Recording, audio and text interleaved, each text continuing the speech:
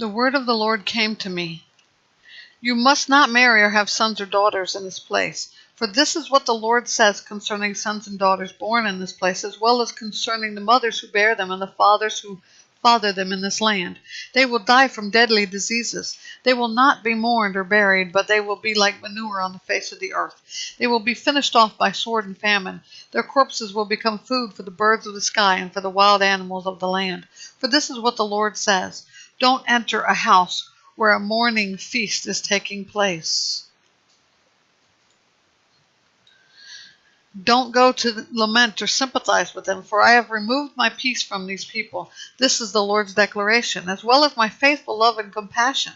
Both great and small will die in this land without burial. No lament will be made for them, nor will anyone cut himself or shave his head for them.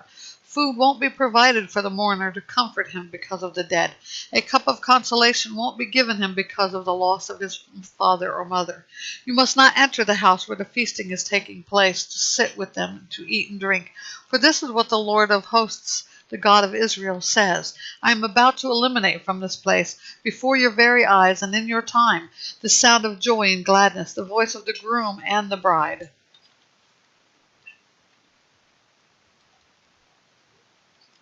When you tell these people all these things, they will say to you, why has the Lord declared all this great disaster against us? What is our guilt? What is our sin that we have committed against the Lord our God? Then you will answer them, because your fathers abandoned me. This is the Lord's declaration, and followed other gods, served them and worshipped them. Indeed, they abandoned me and did not keep my instruction.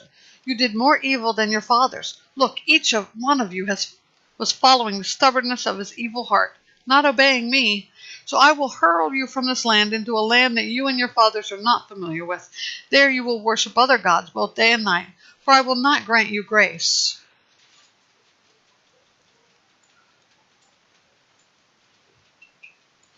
However, take note, the days are coming, the Lord's declaration, when it will no longer be said, as the Lord lives who brought the Israelites from the land of Egypt, but rather, as the Lord lives who brought the Israelites from the land of the north and from all the other lands where he had banished them. For I will return them to their land that I gave to their ancestors.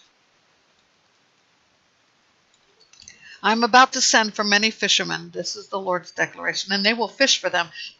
Then I will send for many hunters, and they will hunt them down on every mountain and hill and out of the clefts of the rocks. For my gaze takes in all their ways. They are not concealed from me, and their guilt is not hidden from my sight.